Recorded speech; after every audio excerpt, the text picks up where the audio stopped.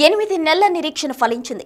అంతరిక్షంలో ఎన్నో ఇబ్బందులు పడుతున్న సునీత విలియమ్స్, బుచ్ విల్మోర్లు ఎట్టకేలకు భూమి మీదకి తిరిగి రానున్నారు. వీరిని మార్చి మధ్యలో భూమి మీదకి తీసుకొచ్చేందుకు స్పేస్ ఎక్స్ సంస్థ వ్యోమనౌకను పంపనుందని నాసా ప్రకటించింది.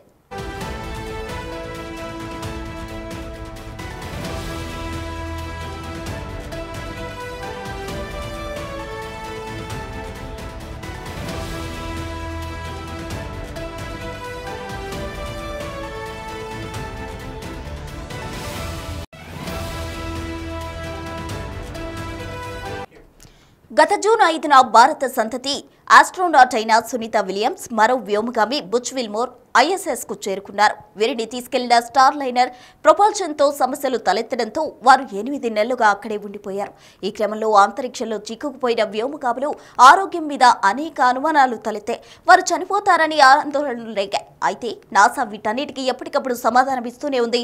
ఆస్ట్రోనాట్స్ ఆరోగ్యం మీద శ్రద్ధ తీసుకుంటున్నామని, ఎప్పటికప్పుడు పర్యవేక్షిస్తున్నామని చెబుతూనే ఉంది. ఆస్ట్రోనాట్స్ ఫోటోలు పోస్ట్ చేస్తూనే ఉంది.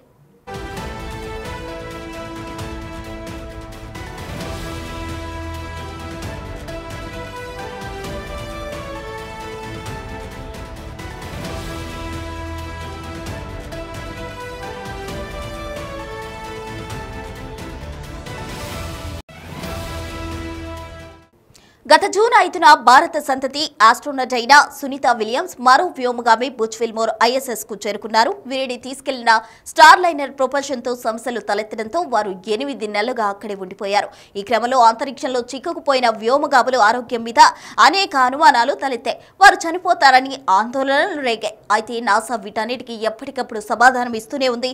ఆస్ట్రోనాట్స్ ఆరోగ్యం మీద శ్రద్ధ తీసుకుంటున్నామని, ఎప్పటికప్పుడు పర్యవేక్షిస్తున్నామని చెబుతూనే ఉంది. ఆస్ట్రోనాట్స్ ఫోటోలు పోస్ట్ చేస్తూనే ఉంది. ఈ క్రమంలో సునీత విలియమ్స్ మరో సహచర ఆస్ట్రోనాట్ విల్మోర్తో కలిసి గురువారం ఉమ్మడిగా స్పేస్ వాక్ చేశారు.